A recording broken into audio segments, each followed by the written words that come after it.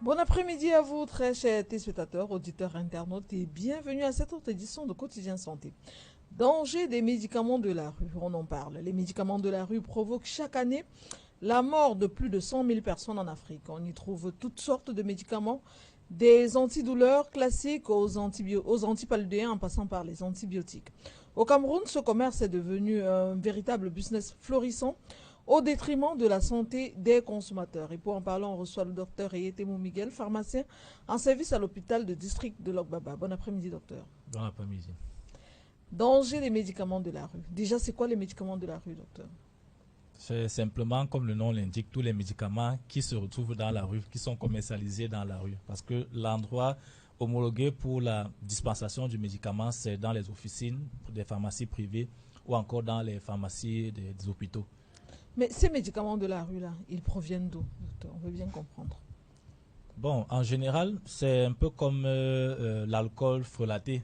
Là, il y a souvent des campagnes où la gendarmerie interpelle dans des maisons un peu cachées et tout, des gens qui produisent ce type d'alcool-là. Donc, c'est pareil pour les médicaments de la rue. Il y a des gens mal intentionnés qui ne sont intéressés que par l'aspect financier et qui mettent donc sur pied des chaînes de production à petite ou à moyenne ou à grande échelle de médicaments, entre guillemets, en fait, d'éléments, de substances qui ressemblent à des médicaments, mais qui n'en sont pas, et qui commercialisent donc ça dans le marché noir. Ça fait donc que ça se retrouve, puisque ça ne peut pas, ce ne sont pas des industries homologuées.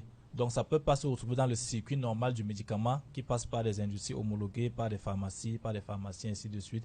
Donc ça se retrouve forcément dans le marché noir. Et c'est comme ça que ces commerçants du gazon s'en approvisionnent et c'est donc à la portée des populations. Mais est-ce que ces médicaments qu'on retrouve dans la rue, ils respectent le dosage que devraient normalement respecter les médicaments?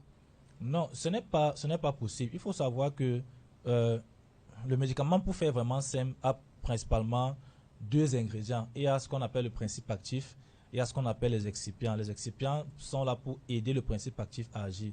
C'est le principe actif qui, dans le médicament que vous prenez, sera responsable de l'action. Si vous prenez par exemple le Doliprane sans publicité, il contient du paracétamol. Donc c'est le paracétamol à l'intérieur qui est responsable de baisser la fièvre, de baisser les maux de tête.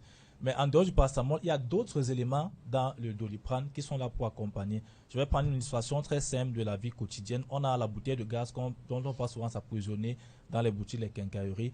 Donc, l'excipient, c'est un peu comme la bouteille en elle-même, avec le tuyau de gaz. Et le principe actif, c'est un peu comme le gaz qui est à l'intérieur. Donc, si vous prenez une bouteille de gaz qui n'a pas de gaz, ça ne va pas vous aider parce que c'est le gaz que vous cherchez, ce n'est pas la bouteille. Donc, lorsqu'on prend donc les médicaments de la rue, je me souviens en première ou deuxième année en fac médecine, on nous avait fait une expérience. On nous avait fait une expérience au laboratoire. On avait envoyé un de nos camarades partir acheter du paracétamol chez les Au gars du gazon? gazon. Et on a pris le paracétamol en pharmacie, la pharmacie qui était à côté. On a donc testé, on voulait savoir le dosage du paracétamol dans les deux médicaments. Et on s'est rendu compte qu'effectivement, il y avait le dosage approprié du paracétamol dans le médicament qu'on avait pris en officine. Par contre, pour le Pour le gazon? médicament de la rue, on a trouvé pratiquement pas de paracétamol. Donc, il n'y avait pratiquement aucune trace de paracétamol. C'est pour donc dire que, comme je prenais l'exemple de la bouteille de gaz, vous ne pouvez pas prendre une bouteille de gaz et l'acheter au prix normal alors qu'il n'y a pas de gaz à l'intérieur. Ça ne va vous aider à rien. Donc, c'est la même chose pour les médicaments de la rue. Vous ne pouvez pas vous procurer des médicaments qui soit n'ont pas le principe actif ou alors un dosage faible de principe actif et penser que ça va vous aider sur le long terme. Ça pourra peut-être vous aider de manière ponctuelle si ces fabricants se sont arrangés à mettre un peu de principe actif. Mais un peu, ça veut justement dire que ça ne va pas, ce n'est pas à la hauteur de ce qui est efficace Ce sur qui le plan devrait. thérapeutique, oui. Mhm. Parce que dans le circuit normal de fabrication des médicaments, il y a des marges de pourcentage de principe actif que l'on doit retrouver dans chaque médicament. Et si la marge est trop peu, est trop faible, ça fait en sorte que même si le principe actif est présent, l'efficacité recherchée ne pourra pas être atteinte. D'accord. Maintenant, docteur, on sait généralement quand on va dans les officines, il y a toujours des conditions de température.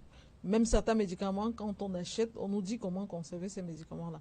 Maintenant, pour ces médicaments de la rue qui forcément ne respectent pas ces conditionnements-là, quels sont les dangers que ça pourrait avoir? Déjà, il faut dire que ça ne concerne pas seulement les médicaments. J'aime toujours prendre des exemples simples pour que les gens puissent comprendre. Si vous avez, je ne sais pas, vous achetez des condiments, des légumes à la maison, tomates, oignons et tout ça, que vous ne conservez pas bien, qu'est-ce qui se passe à la longue? Forcément, vous ne pourrez plus utiliser ça. Donc, c'est pareil pour les médicaments. Et déjà, le problème du médicament de la rue, c'est qu'au départ, il a une origine douteuse. Donc, sa fabrication n'obéit pas au canon de la fabrication normale des médicaments. Ça, c'est déjà un point négatif. Maintenant, on vient encore ajouter sur ça le fait qu'il y a un souci de conservation parce que la plupart des kiosques sont exposés. On a souvent dans certains grands espaces de la ville que je ne vais pas citer, des endroits où il y a des kiosques de médicaments et ça se voit que c'est exposé. La climatisation est là pourquoi? Dans on dirait souvent que la climatisation en officine ou en pharmacie, ce n'est pas pour le personnel ou ce n'est pas pour le pharmacien, ce n'est même pas pour le patient. C'est surtout pour les médicaments, pour permettre que le médicament puisse effectivement rester intact tout au long de la durée de vie prévue. Parce que la plupart du temps, les médicaments ont une durée de vie prévue entre 2 à 3 ans après la fabrication. Mais ces 2 à 3 ans sont conditionnés par le fait que ça doit être bien conservé. Donc, si vous avez par exemple un paracétamol qui a été fabriqué aujourd'hui, on vous dit sera périmé en avril 2027. Mais si vous le conservez mal, même dans un mois, il pourrait être en mauvais état. Je me souviens une fois à la maison, j'avais un comprimé, une plaquette, et tellement je n'avais pas vu le médicament pendant des mois, quand je suis revenu prendre la plaquette dans la boîte où j'avais gardé, les comprimés qui étaient censés être de couleur rose étaient devenus marron chocolat. Or, la date de péremption était dans 6 mois. Donc, 6 mois plus tard, ce n'était pas encore périmé. Mais à ce moment, je ne pouvais plus prendre parce que la conservation n'avait pas été bonne. Donc, les méthodes de conservation en termes de température, en termes d'humidité, en termes de pluie aussi, parce que parfois, il peut arriver que la pluie tombe et ça va détériorer le médicament. En termes de poussière, puisqu'ils sont en général en bordure de route, tous ces éléments-là concourent à la dégradation du principe actif pour ces médicaments qui ont le principe actif. Ça va concourir à davantage baisser le dosage du principe actif dans ces médicaments et donc réduire l'efficacité. D'accord, docteur. Maintenant, on sait généralement que les gens vont au gazon parce que, comme on dit, en pharmacie, il y a le prix du climatiseur qu'on a ajouté sur le médicament, ce qu'on n'ajoute pas au gazon. Mais est-ce que c'est la seule excuse qui amène les gens à acheter les médicaments de la rue? Bon, c'est vrai que on ne peut pas faire ça en fait. Les charges de la pharmacie, tout comme les charges parce que lorsque le médicament quitte une industrie de fabrication, ça passe par ce qu'on appelle les grossistes et répartiteurs. Ce sont des grands entrepôts, des grands magasins où maintenant les pharmaciens de chaque officine des hôpitaux vont s'approvisionner. Donc, on ne peut pas, c'est impossible de penser qu'on ne va pas tenir compte de ces charges. C'est vraiment même inhumain de nous demander de ne pas tenir compte de ces charges. Ça fait partie des charges des pharmaciens, du travail des pharmaciens au quotidien.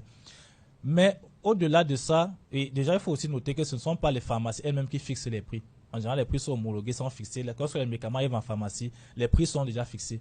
Donc, ce n'est pas les pharmaciens qui décident, bon, ok, comme mes charges sont trop élevées, je vais augmenter peut-être le prix de 500 francs, de 1000 francs. Les médicaments viennent déjà avec les prix.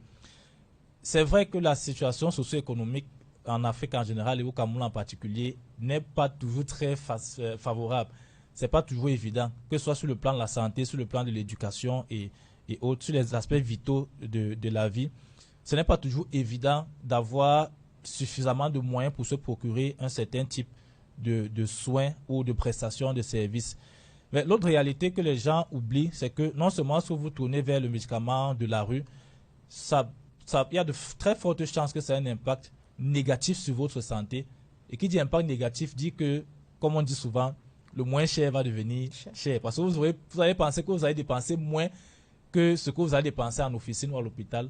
Mais puisque la situation va s'envenimer, vous allez vous retrouver en train de dépenser beaucoup plus d'argent à la longue. Et avec le risque de décès, malheureusement, il y a déjà plusieurs cas.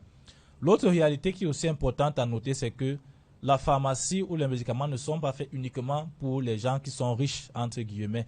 Il y a des médicaments qu'on appelle les médicaments génériques qui sont fabriqués, qui sont mis à la disposition des patients à des prix abordables, qui coûtent en moyenne 30% moins cher que les médicaments qui sont un peu plus coûteux, un peu plus chers. Donc, il y a de la place en pharmacie, il y a de la place pour les patients, on va dire, démunis peut-être, ou dans une situation des couches défavorisées de la société, il y a de la place pour avoir accès à des médicaments en pharmacie. Donc, ce n'est pas une raison valable d'hypothéquer sa santé à cause de la situation économique.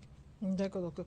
On va donner l'instant à un ou deux auditeurs seulement de pouvoir appeler et poser des questions en ce qui concerne les médicaments de la rue. Les codes d'accès sont le 670 54 70 49, le 656 62 22 22. Bien vouloir vous éloigner de votre poste récepteur. On insiste vraiment là-dessus. Vous n'avez pas besoin de vous entendre quand vous émettez votre coup de fil. Soit vous vous éloignez totalement, soit vous baissez totalement le volume avant d'émettre votre appel. Maintenant, docteur, une question que j'aimerais bien savoir. Est-ce que le baume François qu'on vend partout dans nos rues, ça entre dans la même catégorie parce qu'il faut bien dire qu'on marche avec sous le soleil. Est-ce que lui également, il n'a pas un problème? Effectivement, je souris parce que ça a fait l'objet de beaucoup de débats, même au sein du ministère de la Santé. Au sein même je suis dans certains forums de pharmaciens.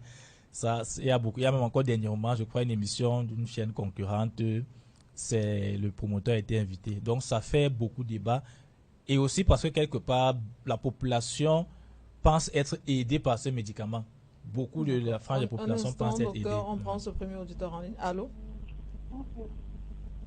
Allô? C'est parti. Oui, docteur. Voilà, ça fait débat parce que beaucoup de gens, la population, se sentent aidés, on va dire ça comme ça, parce qu'on ne peut pas empêcher les gens de dire que quelque chose qu'ils ont utilisé les a aidés. Bon, selon eux, ça les a aidés, même si on ne sait pas trop les dangers et autres. Mais ce qui est clair quand même, c'est que les investigations, les études faites par le ministère de la Santé, les organes en charge de laboratoire et autres au ministère de la Santé ont révélé que ce n'est pas propre à la consommation humaine. Donc, concernant le fait du médicament de la rue, si on veut parler de l'origine, il n'y a pas de pharmacien. D'accord. On prend cet auditeur en ligne. Allô? Oui.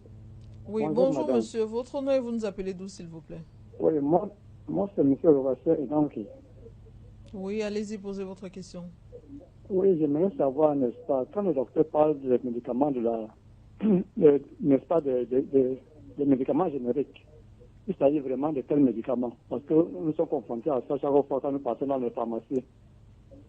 D'accord. Docteur? Ok, c'est une question pertinente. Bon, il n'y a pas... Le profane ne peut pas forcément savoir, si vous êtes patient, vous n'êtes pas pharmacien, on ne peut pas forcément savoir que bon, ça c'est un médicament générique, ça c'est... Parce qu'il y a les médicaments génériques, d'une part, il y a les spécialités d'autre part qui sont les prix un peu plus élevés. Donc je pense que le plus simple à faire, si vraiment vous n'avez pas les moyens, c'est d'en parler avec le pharmacien. Vous lui présentez la situation, vous avez peut-être une ordonnance, vous avez des symptômes, peut-être palu, fièvre et autres, une situation de santé qui vous dérange et vous ne faites pas du fait que vous souhaitez cette fois-ci, à cause des moyens limités, avoir un générique. Donc, est-ce que à partir de l'ordonnance que nous a fait un médecin pour quelqu'un par exemple qui souffre d'une maladie chronique, est-ce qu'il pourrait arriver en pharmacie et demander à avoir le générique des médicaments qui lui ont été prescrits? En général, c'est préférable. L'idéal serait de prendre ce qui a été prescrit. Ça, c'est l'idéal. Maintenant, on ne vit pas dans l'idéal toujours. On peut pas, surtout sur le plan financier, on ne peut pas toujours s'accorder ce qu'on veut ou ce qu'on souhaite. Donc, si vraiment vous n'êtes pas dans la possibilité de prendre ces médicaments, vous pouvez solliciter auprès du pharmacien et il peut même contacter le médecin traitant pour échanger avec lui, pour présenter la situation et le médecin traitant valide, ensemble il valide et puis il vous donne les médicaments qui peuvent être équivalents mais avec un coût moindre. D'accord. Malheureusement, nous n'avons plus assez de temps. On va devoir se quitter. Merci encore, docteur, pour votre disponibilité. Je vous en prie. J'espère qu'on aura l'occasion de terminer le thème prochainement. Si on a abordé le baume François, il faut qu'on en parle. Nous reviendrons très prochainement pour clôturer ce thème. Danger des médicaments de la rue, c'était le thème évoqué cet après-midi. Et pour en parler, on a reçu le docteur Eyetemo Miguel, pharmacien en service à l'hôpital de district de Lobaba. Quant à nous, retrouvons-nous demain pour une autre édition de Quotidien Santé. D'ici à là, portez-vous bien.